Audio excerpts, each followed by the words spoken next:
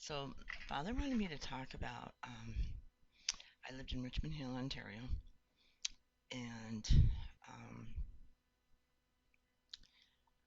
it was it was me and my two kids that were young then, and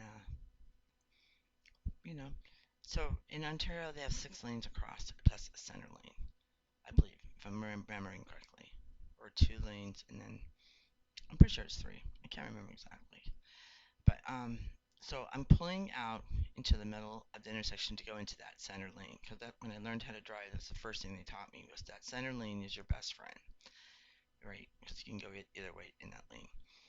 So I go in that lane, and this other person comes in that lane, and he hits me on my front bumper, barely touches me. We're only going like 2 miles an hour, and he has a phone in his car, and it wasn't a cell phone. It was his work, like an office phone, but it was cordless. And all of a sudden he comes out of the car. Oh, my neck, my neck.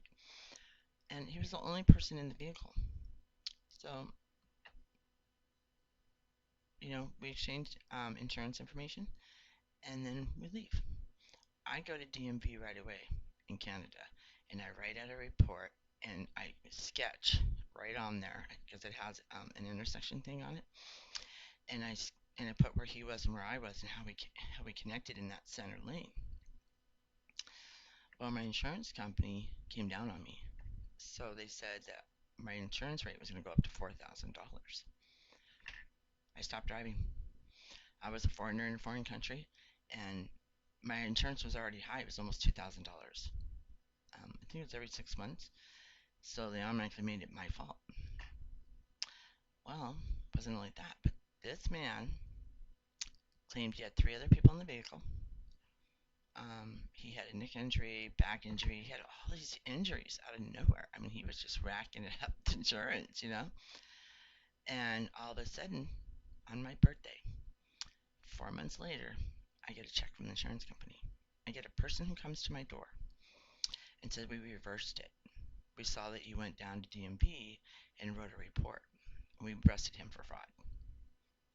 But they paid me for my, because I didn't drive anymore. I stopped driving because I didn't do anything wrong. I didn't even say anything. I just canceled my insurance and stopped driving.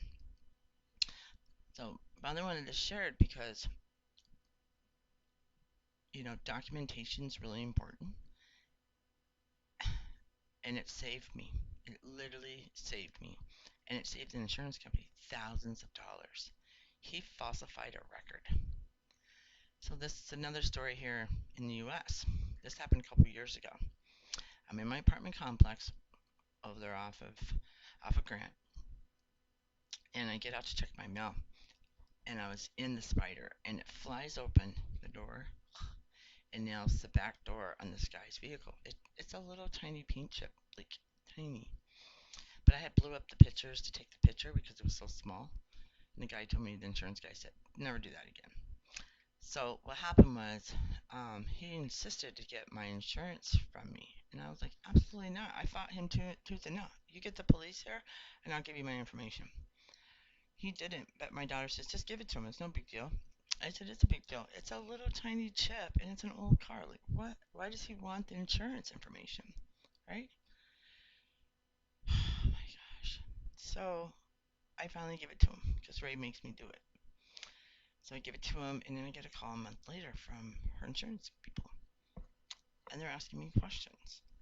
And I said, well, we're pulled up next to each other, right? And I nicked the back door. He was going for the driver door that was mashed in.